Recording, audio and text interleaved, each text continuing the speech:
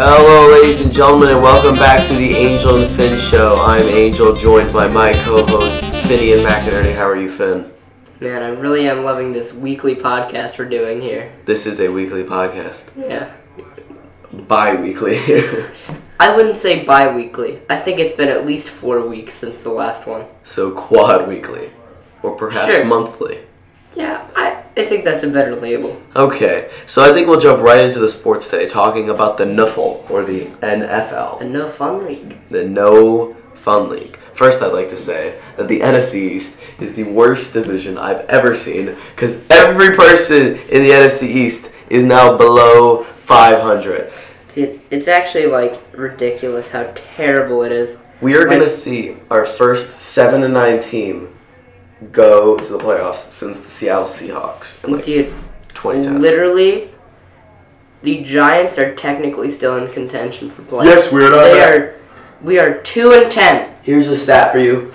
We, at 2-10, are not technically eliminated from the playoffs, yet the Arizona Cardinals, the Atlanta Falcons, and I think the Carolina Panthers are eliminated as well. I think the Lions are also. Oh, the Lions, yes, that was the other team. They lost Matt Stafford and everything just kind of fell off. You know, he was like the wheels, and then the wheels just imploded. And now the truck is currently skidding across the freeway at 75 miles an hour straight into a river. There we go. That river is a lot of angry fans. A lot of angry Detroit people. You know, it's like they did really good at the start of the season. Everyone's like, oh, we have hope. Yep. We might be able to win something. And then it's, nope, lost 8 of 9. Yeah. What's incredible to me, too, is when you look at a team like the Jets. And, you know, after they went on this little win streak, they beat the Raiders, they beat the Giants. Who else did they beat? I mean, I don't really think that's much of a win streak. Well, no. I mean, beating the Raiders and the Giants is like being an 8th grader and kicking, a couple toddlers. Well, they were on this win streak, and I was hearing Jets fans going, "Oh, they're gonna go to the playoffs now." Sam Darnold's back, baby, and then they get absolutely butt fumbled, and it's like, how? You know, I started Darnold that week. Nice against the Bungles. Dude, I'm so mad. The Bungles. It's like, dude, you want to know what's even worse? I started Philly's defense as well against the Dolphins. Speaking of that, how do you get routed by the Dolphins? That was probably the ugliest trick play in human history. How does the team that made the Philly special not know about a trick play? How can they not? The punter throw it to the kicker. Dude. When you saw that two guys, you're like, huh, well, he kicks the ball and he punts the ball. This isn't quite a normal formation. Yeah. Maybe rather than thinking it's going to be a screen pass and make the guy run 5 yards, maybe we'll assume it's going to be a pass. No, but you could see the whole defense started salivating when they saw that. I don't know if it was the kicker or the punter who threw it, but they were salivating like, we're going to hit this really small guy, and then flip pass, touchdown. So that's garbage. Ron Rivera fired. The Riverman.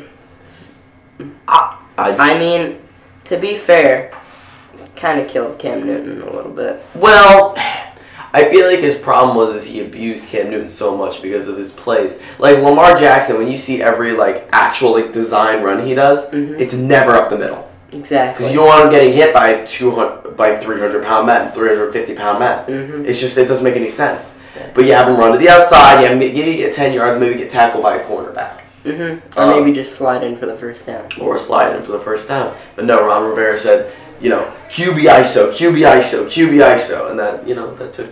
It's what did you expect to happen, Ron? Exactly. But it's shocking to me that Ron Rivera was fired. And still, Jason Garrett has a job in the National Football League. Yeah. It's amazing. Gives me hope for my future. Yeah, you don't have to be good at your job, just be good with ownership. Be good with ownership. Speaking of which, also, nothing made my Thanksgiving better than watching Jerry walk out of the owner's box in Jerry World, visibly distraught. You have no idea how happy that made me. When they got the shot of him, like they're like, "Oh, this is Jerry Jones," and he's looking up. I can only assume it's either his assistant or like a family member. He looks to me and goes, "What is he doing?" Obviously talking about Jason Garrett, and he walks out, and I'm like, Jesus Christ, that might be one of the funniest things I've ever seen in my life. Dude, it was great. Let's talk about some good things though. Baltimore on a raid of the NFL. I mean, you have someone who probably will be the MVP. You have a ridiculously good offensive line. You have a running back who runs people over like a man. And your receiving core is meh. And your defense is completely and totally absurd. It's actually, like, insane, you know? Because, like, I think my favorite part, though, is last year when Lamar Jackson got drafted. Everyone's like, oh, he's just going to be... He's not particularly good in the pocket. He's not very elusive. He's just going to be kind of like... He's probably going to be like Johnny Football 2.0. Yeah. And now look at him. He's going crazy. He's dirty. He's disgusting. I think it's just because he's the best athlete on the field at all times. Exactly. He's like Saquon Barkley and Brett Favre's... Mush. Yeah, dude. Just put him in a blender. Yeah. There's Lamar Jackson. I think this week proved for me, too, that the Green Bay Packers will not go anywhere deep into the playoffs. And here's the reason why. Dude, I thought you were an Aaron Rodgers for MVP guy. I was Aaron Rodgers. What happened to that? I was an Aaron Rodgers for MVP guy. Now I have a new guy who I know won't be picked. But I'll say that in a second. But the fact that the Packers let the Giants stay with that. The Giants shouldn't even been competing. They should have just said, hey, Giants, you want to just kind of like, blow this game? You're not going to win. You guys kept us in the game for 3.5 quarters until you finally started scoring. You cannot do that with the Niners. You cannot do that with a team like the Saints. You can't. You cannot keep them around that long because Drew Brees and what was the other team I just mentioned? And Jimmy Garoppolo, Jimmy G, will take advantage of that stuff. So I think it was awful football being played by them, especially they need to work on that. Yeah, no, because, like, if you just play passive until the fourth quarter, the other team's going to have, like, 30 points. Exactly. Very good, you know? So, I think it's just, honestly, it might be just, like, play calling to kind of preserve Rodgers, because he's kind of getting a bit old. That is a good point. They might be well, they also might be preserving him for the playoffs. I mean, the only other team that can be competing in that division is the Vikings. Which, actually, the Vikings have looked really good. Kirk Cousins has looked the best he has since he was traded. I didn't even know Kirk Cousins was still in the league, let alone tearing it up with the Vikings. Yeah, I mean, I think I saw a stat like he's averaging like 300 yards in like the last like 8 games. It's crazy. Which is ridiculous. But good for him though. I hope that the Vikings. I've always wanted the Vikings to succeed because they got a good defense, they got good coach, good ownership. So good stadium. Why not? Good stadium, exactly. Yeah. All right, so now we're gonna move to you, Finn, with baseball's most troubling news. Yes. So this is about, 3 weeks old at this point? This story came out quite some time ago.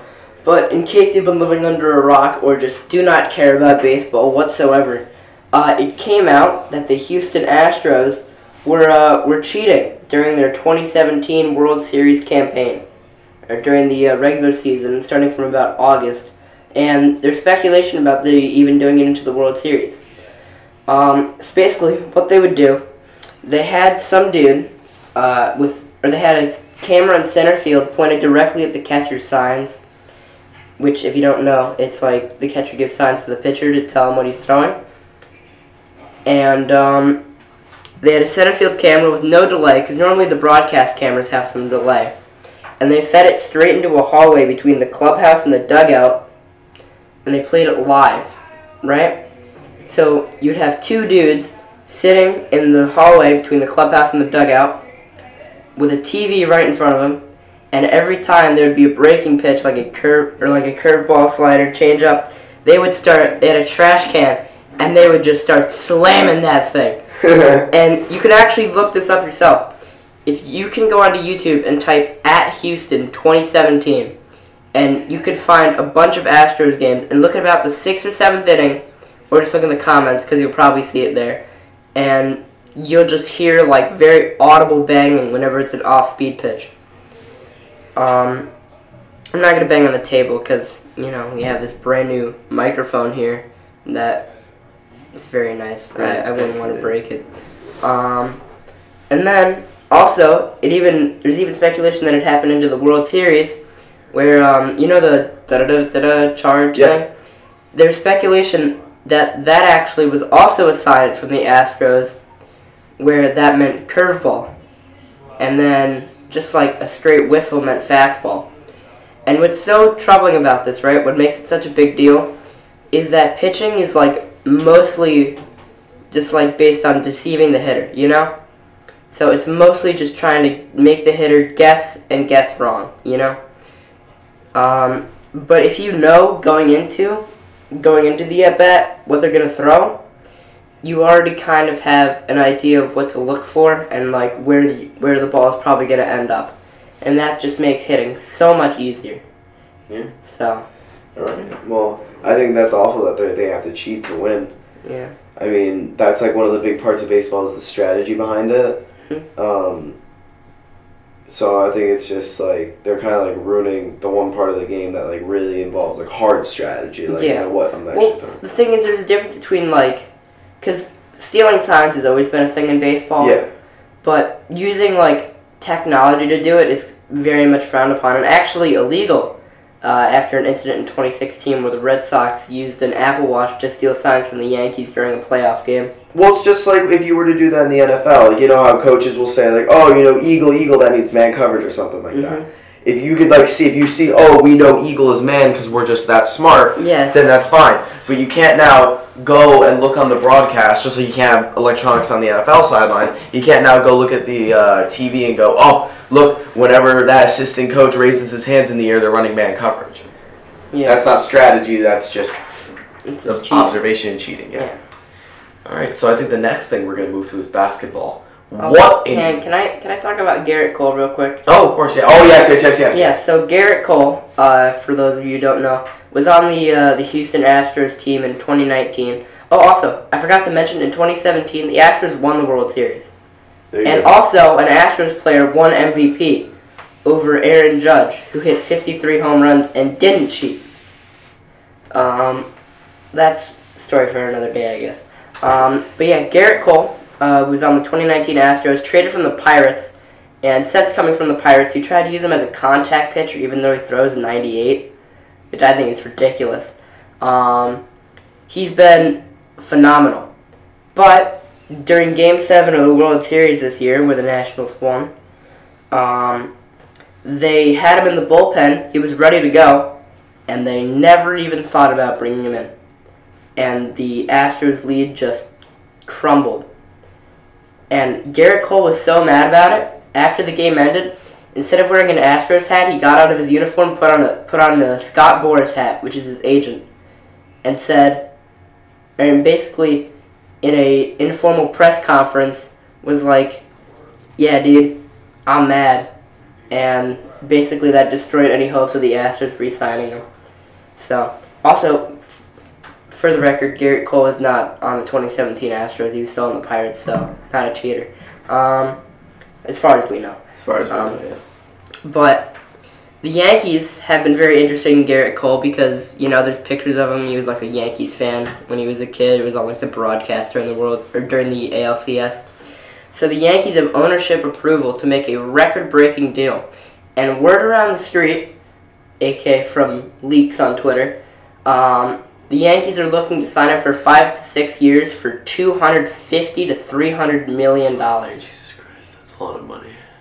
It's an insane amount of money. That's an absorbent amount of money.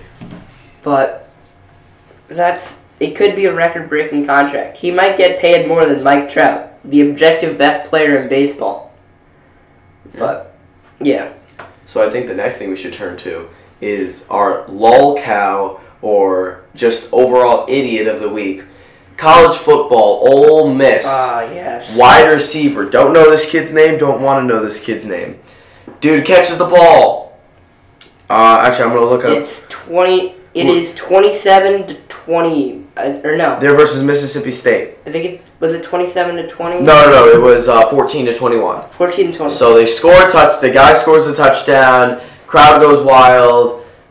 They're away, actually, so this is even a bigger deal. He runs up and decides to lift his leg up and signify that he is peeing on the end zone. And just like any good referee throws the flag, 15 yards on the field goal. Now that chip shot that you had mentioned, chip shot field goal, or extra point, I guess, from... My grandma could make an extra point, dude. And she's got, like, a leg condition. A chip shot turned into a 35-yarder in the away stadium. Not your home stadium where everyone will be quiet and let you kick the field goal. No, your away stadium at Mississippi State. And sure enough, field goal kicker absolutely shanks the field goal. Game lost. I mean, that's just... Says, what are you doing, man? You know? Like, you didn't have to do that. You could have just, like, spiked the ball and been like, yeah, look at me, I'm so cool. Literally anything else. Literally anything else. Any other, like... You could have pretended to sit down and start rowing a boat, and you probably wouldn't have gotten an excessive celebration penalty. This is college football. I mean, what I don't understand is you're hyped. I get it, you're hyped. What in your mind triggered you? I gotta pee on the field. I gotta pee on the ground like a dog. Like if I get that touchdown, I'm gonna run over to my sideline, yeah, because it's not your home stadium, so you can't run into the crowd. Mm-hmm. So he's like, I would run over my sideline, yeah. And you know what? If you want to go on your sideline and then pretend like you're peeing, sure, but don't do it on the one place where the referee, literally, if you look at the play, the referee is right next to him, looks down, sees him peeing, and goes, all right, this is not happening, and throws the flag. Referees want to throw flags for celebration because they hate celebrations. Because they don't like fun. Because they don't. Referees are basically the equivalent of narcotics officers. They'll just be there and pretend to be like, yeah, we're cool, man. And they'll give you a ticket. You least expect it. Well, there you go. So I thought it was ridiculous. I thought that was selfish. I thought it was ignorant.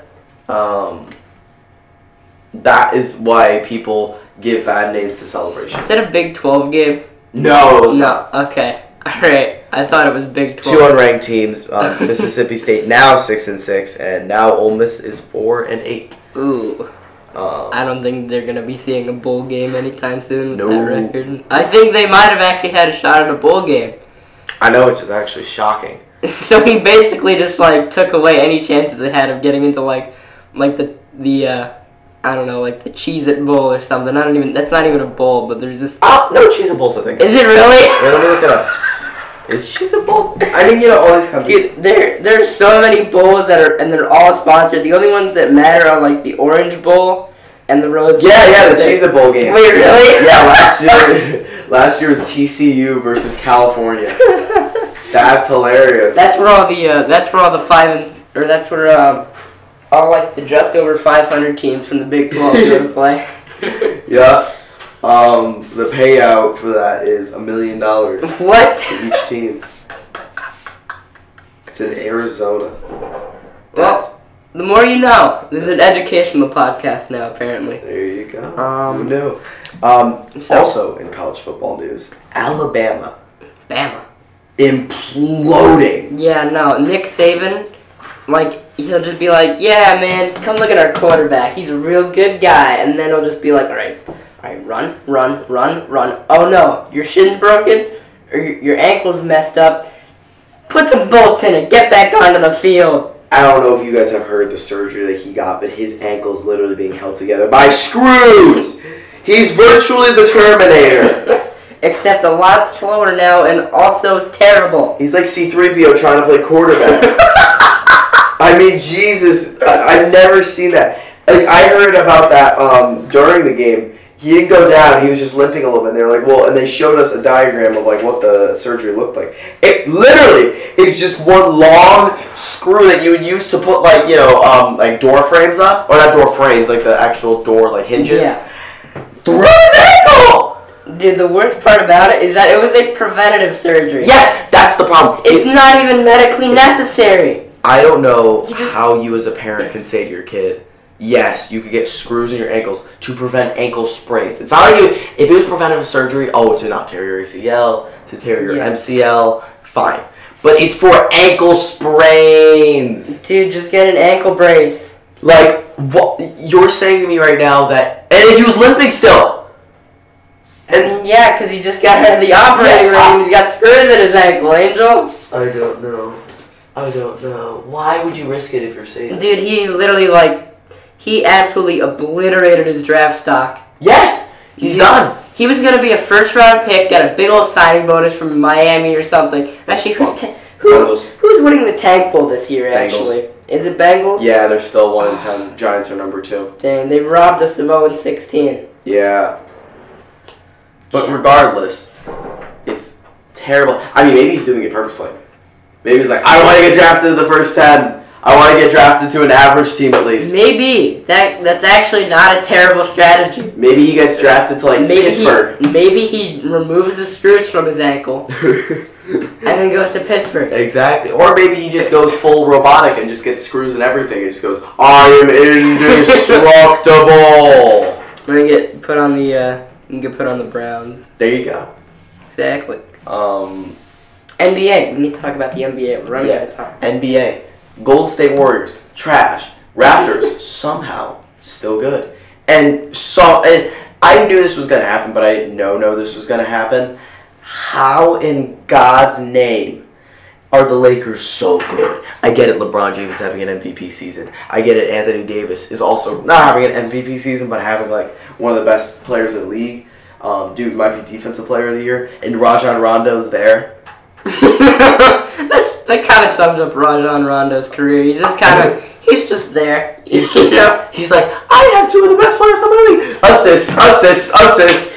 Dude, literally, Rajon Rondo is the equivalent of just the bench player you have in baseball. He's just kind of there. He's not terrible, but he's not good. He's not good, but he's there. Better than another guy. So Well, I think that it's time to wrap up our show for today. Thank you, friend, for... Dude, but what about the NBA ratings, Angel? We have a little bit more time. We have 5 minutes. All right, we're talking about NBA ratings real quick. Okay. So NBA ratings are terrible this year. Oh, ratings in general. I thought you were talking about rankings, the actual team. No, yes, the ratings are absolute trash because you put the Golden State Warriors on most of your national games. Obviously. Literally, the Golden State Warriors have 40 nationally televised games. They suck. They are 4-19. Yeah. So that means millions of Americans have to tune in every day to watch the Warriors get curb stomped by the Pelicans. I actually want to look something up real quick. Keep talking about the ratings. I want to look something up. Literally, dude. Also, because of this, a bunch of people are now illegally streaming games because they don't want to watch the Warriors, and I honestly cannot blame them. Ah, I knew it. The Warriors are playing on Christmas against Houston. Merry Christmas, Golden State. Have fun getting killed. Yeah, that's literally just going to be murder on a basketball court. Just going to be, oh, hi, I'm James Harden. I think I'm going to put up 60. Merry Christmas. Merry Christmas to you. All right. Also, LeBron James doesn't have to follow NBA rules, apparently. Oh my God! Have you seen the travel? Run around the court. Yeah, no, it was awful. And dude, the guy was like, what? it was like the J.R. Smith reaction, what? Are you seeing this ref? The ref was standing there, I'm just kidding. LeBron, I think it's because LeBron actually does it so casually. Yeah, no. He just kind of waltzes. He's like, ah, and then the ref's like, oh, that's normal. And then the guy's like, what? I think the issue is that. Are you really going to call a traveling foul on LeBron James? That's true. Come on. He's the best player in, history other than Michael Jordan. And he might even be better than Michael Jordan. It's come on, dude. You're not going to call for traveling. You crazy. I don't know. Well, I think that's our show for today. Actually, even though we've tried to end it about 3 times, this time is the real actually one. Over. Alright guys, thanks for watching and make sure to watch all of our past episodes. Also, follow us on Twitter. Follow us on Twitter. At the Angel and Finn Show, I think. Alright. I need to check if that's one N or 2. We could just cut this part out, okay? Okay. Or we can not. I don't know, some people might like that. I will serenade we you are with some at Angel and Finn with one N show. With one N. All right, guys. Thank you guys for watching, and have a nice day.